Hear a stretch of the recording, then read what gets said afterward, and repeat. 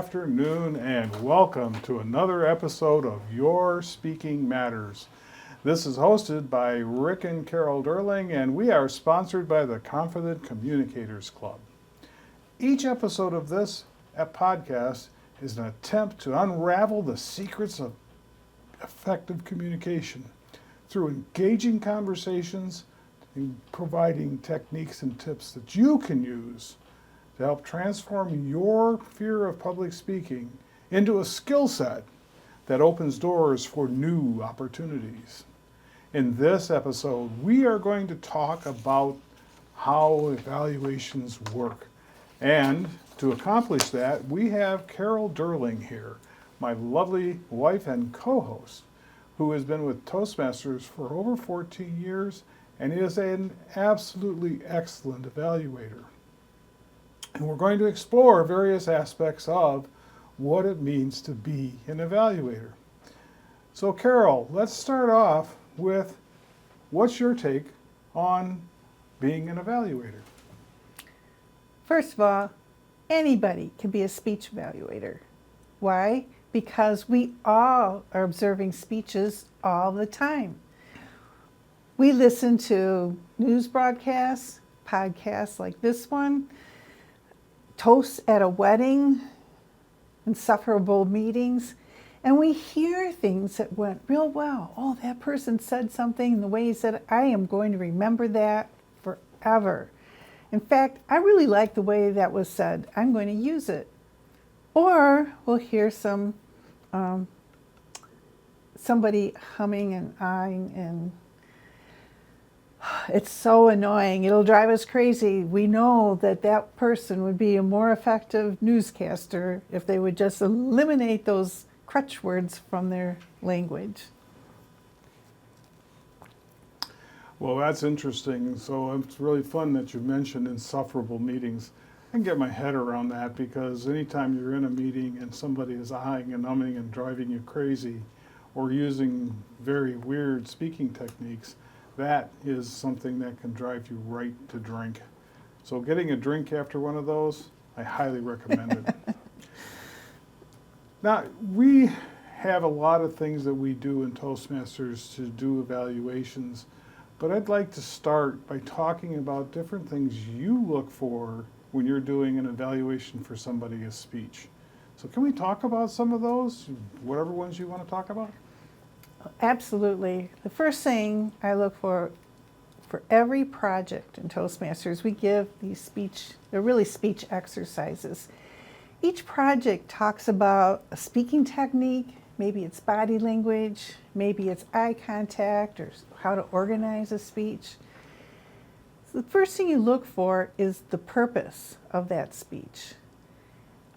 The evaluation guide will give you things to look for. We'll talk about in a minute different criteria, and I look at those as well. I often ask the speaker, what are they working on? Because each of us as individuals will have something. I want to make sure I've really organized the speech, or I want to make sure this time I deliver I use good eye contact. Whatever it is, I find out from that person what they're looking for. That gives me clues on the criteria I'm looking for. For example, I might be looking for, are they enthusiastic about this subject? They're going to give us a call to action. Their level of enthusiasm will make or break the difference in that. Are they talking in a monologue just from the beginning to the end using the same level of pitch? Or are they raising their voice to drive a point home, or lowering it to bring you in as co-conspirators in getting something done? Whatever it is, do they pause and allow the audience to catch up with them? These are different aspects of vocal variety I would be looking for. So within vocal variety, is that a mechanism that you really feel helps the speaker connect to the audience? Oh, absolutely, along with eye contact. Vocal variety really helps the audience figure out, focus on your main points. Pausing helps the audience catch up. That, along with eye contact, will bring the audience in. Is the person really developing eye contact with the audience? Are they looking at the audience that are sitting over here? This is my right, your left, I don't know, the audience over here. Is the speaker being inclusive, including everybody? If you're talking on Zoom, does the speaker know where their camera is? Is the speaker looking into the camera because that is the audience for that speaker? That is developing the connection to the audience. This makes a lot of sense to me from a lot of different standpoints. It's been, in my experience, when somebody actually maintains eye contact with you, I feel far more comfortable than I do if somebody is constantly looking away or their eyes are shifting. So as a speaker, this seems to be one of those things that I'd want to have somebody give me feedback on and say, your eye contact was good, or you could improve it this way or that way, etc. Sounds like a really good criteria. What other criteria do you look for? I might look for facial expressions, for instance. Do they match the point being made? I mean, you could say, I'm really happy today to be here talking with you, Rick. Kind of like... Well, I can attest to the fact that if Carol gives me one of those looks, I head for the hills. Or I am excited to be here, and there's a big smile on your face. Conversely, if it's a solemn occasion and you're delivering a solemn message, like we're going to lay all of you off. If you're smiling, we're going to lay all of you off. It might not be received as well. So definitely your facial expressions need to match your message. So the face is a key to some of the things that you're trying to convey. I think that's what you're telling me. As a speaker, your facial expressions really do help you not only connect through eye contact, but also just the way that you make your face look. If you are looking goofy all the time, it's probably not as effective as looking like you're sincere and perhaps having a small smile on your face. But it's situational, and that's what you're looking for as an evaluator. Mm-hmm. What other techniques are you using? I look for body language. Is the person talking to me? Are they, when you talk about join me, if you use an expression like this, you're bidding everybody, you're inclusive, you're bidding everybody to join you in welcoming this person to the meeting. Sometimes when you're organizing a speech, you get the audience attention and say, I'm going to support this with these 3 points. Point 1, point 2, point 3. When you get to them, okay, I'm going to start out with number 1. Using your fingers to say, this is 1, 2, or 3. Helps bring the audience, you're helping them navigate your speech. It gives them a chance to know where you're going. Those types of gestures can make a world of difference. All of this is just okay. All of this is great. So bringing life to your speech through all of these techniques is something that you're doing as an evaluator. You're really paying attention to hear those sorts of things. Now I have to ask, just to prompt you, are there others that you want to talk about? Certainly. Speech organization. We always talk about a hook, grabbing the audience's attention, giving your main message right up front so that the audience knows where you're going. Then you give 3 supporting points, for instance, that support the main point. That's one way to organize your speech. And then at the end of the speech, you summarize your main point, your message, and then your 3 points. Another technique would be to tell a story, or a combination of a main message, a point, and a story that supports it. Another type of organization may be a timeline. I'm going to tell you about when I started, how I developed, and where I'm at today. More of a timeline. So however you organize a speech, Is it organized? Can I tell right from the beginning how it's organized? Do I know where the speaker's going to go so that the audience can easily follow along? Well, so it's very important as an evaluator to really be paying attention to everything. Can I ask a question? Sure. Where do words come in? Is that something else that you spend a lot of time paying attention to? I pay attention to words. Certainly good grammar is very important. Also word choices. In fact, we have a whole podcast about word choices. But certainly if you are going to make a statement, our policy is we have made a definitive choice in these three things. This is why we are going to stand together. These are very powerful words to say that we are strong, we are purposeful, we know where we're going. Another type of speech might use soft words to say, it was a beautiful morning. The sun was out. I could feel the warmth on my face. Warmth, joy, sunny are uplifting words. Word choices can do a lot to convey the mood and emotion of your speech. So you pay attention to that as well as an evaluator. And it's very, very clear that the remark that you've made already, and I'm going to make it again, that paying attention to this person speaking is the first and most important thing an evaluator does. Is that a fair statement? Pay attention, pay attention, pay attention. So I have to ask, somehow you have to capture your ideas and thoughts on what the speaker is doing, how well they're doing with all those things that you just talked about. How do you do that while still paying attention to what the speaker is saying? In Toastmasters, we're given an evaluation guide. And I'll tell you right off the bat, that's the guide that will tell you what to look for. But during the speech, you can't be looking at it. They have a whole page of criteria where you're marking 1 to 5 how effective they were. Well, if you were doing that, you'd just be looking down at the piece of paper and listening to the speech, but you wouldn't be able to look up and really observe their facial expressions or body language. So the evaluation guide is not the thing I would use during the speech.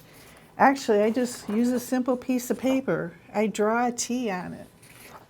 What I do is, on the left side, while I'm watching the speaker, I'll note down things that were done effectively. Eye contact, I'll say. Vocal variety, speech organization, word choices. I would write down at the bottom specific words if they knocked me out of the park. On the right side of the paper, I would note 1 or 2 things that, if they just did this, it would make this speech stronger, more effective. Makes it a lot easier. Also makes it easier when you go to give a speech evaluation orally. If we're ready to talk about that?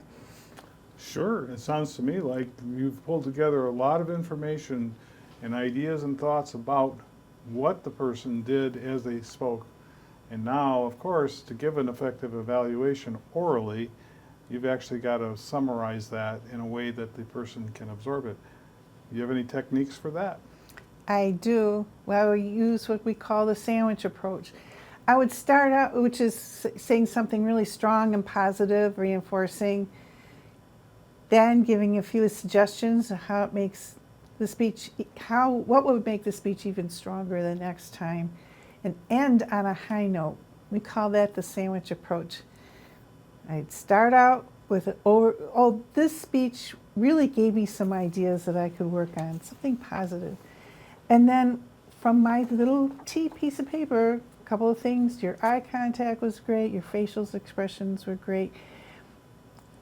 Let me give you a suggestion to make his speech even better next time. Use some stronger words in this area because you really want to emphasize solidarity on your behalf. And then when you get to the call to action, we'll be ready to take it at the end. Overall, this speech was great. I learned a lot. You do a couple of these things very well, and these are the you just work on this and this and add this, and I think the speech will even be better next time. So listening carefully to what you just shared, and I think you actually sort of said this, but I'm going to say it again. I think it's worth emphasizing. It ends up that your oral evaluation is, in fact, a small speech. It is. And it's got an opening, a body, and a close, which gives you yet another opportunity to practice giving a speech. Is that fair? Yes. Okay. Well, that's awesome. And then the other part that you also seem to be focused on is always being upbeat with your feedback. So using, it seems like, again, this is more of a question than anything, using phrases like, you might want to consider trying this, or try something like this out. Anything that allows you to encourage the person to try it on the next speech. Is that kind of part of this as well? It's exactly it. What we're not telling you people, you must do this, you must change. No, we're giving suggestions of things they may want to try out that we believe will make the speech even stronger, better, better communicated if they just made these changes the next time. Awesome. So the last thing I think we should maybe talk about, I think we have time, and that is, how do you take all of your notes and information and turn it into the written evaluation? Piece of cake. Again, I mentioned that we're given an evaluation resource for each speech. That guide is already organized. You can just transfer your notes on what went well, what can the person do to improve the speech, make it even better, and some stretch recommendations that might make them leap ahead way better. And then there is a page of criteria, such as the ones we've been talking about, and you rank the person 1 to 5 and how effective they were in those different aspects of body language, vocal variety, eye contact, organization, message. That takes a little more time to fill out, but that's something that you give them and they can take away with. I also like to add, during the oral speech, I mentioned give 1 or 2 things the person can work on to make the speech more effective. If you may have more, and the written evaluation is a different opportunity to sit down with the speaker and say, I also have these suggestions. It's a lot, but it's a chance for you to try them out. The big advantage is these speech evaluations is not only giving the speaker things that went terrific and things that they could do to make the speech even better, but the whole group present hear those things and can try them out. Hey, I could try that out in my speech too. So we as a whole group raise ourselves to be better speakers. Well, I have to thank you, Carol, for this very informative set of hints and tips and hacks that can really help people realize that they are capable of being an evaluator, and some specific techniques and things that you can use to actually be an even better evaluator.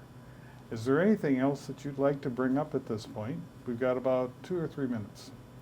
Well, I would say in conclusion, anybody can be a speech evaluator, starting right off the bat the first time you walk into a meeting. Because we do it all the time with newscasts and podcasts, anybody can, using this in a simple tool to take notes during the speech and remembering to look for things the person's looking for to improve themselves, as well as the evaluation guide and the purpose of the speech, all together can make you an effective evaluator. Well, again, thank you for sharing all of this information.